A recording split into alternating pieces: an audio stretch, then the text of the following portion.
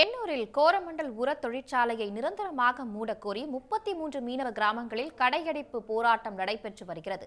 மறியல் போராட்டத்திலும் ஈடுபட இருப்பதாகவும் தகவல் வெளியாகி இருப்பதால் போலீசார் அங்கு குவிக்கப்பட்டிருக்கிறார்கள்.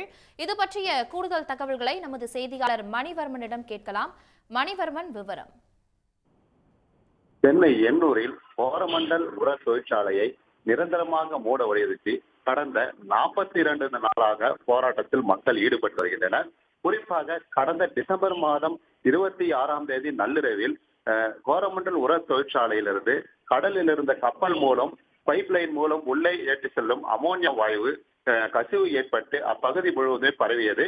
இதனால் அப்பகுதியில் உள்ள 100க்கும் மேற்பட்ட மக்கள் சுவாச கோளாறால் அவதிப்பட்டு மிகுந்த பெரும் பாதிப்பை ஏற்படுத்தியது.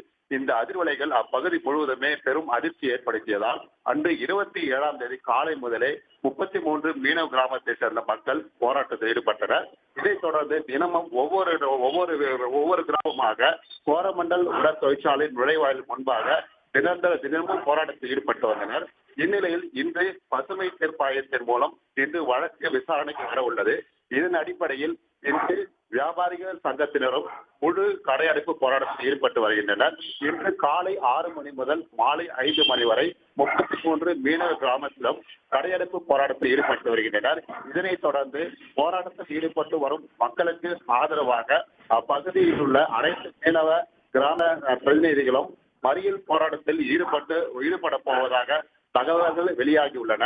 இதனைத் தொடர்ந்து எண்ணூர் காவல் நிலையத்திற்குட்பட்ட மற்றும் ஆவடி தரக காவல் ஆணைக்கு உட்பட்டு அப்பகுதியில் 200க்கும் மேற்பட்ட போலீசார் குவிக்கப்பட்டுள்ளனர்.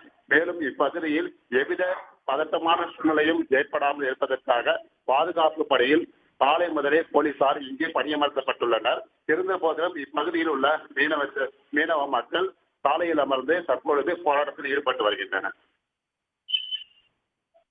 தகவல்களுக்கு நன்றி மணிவர்மன். உடனுக்குடன் செய்திகளை தெரிந்து கொள்ள சன் நியூஸ் பெல் ஐகானை கிளிக் பண்ணுங்க.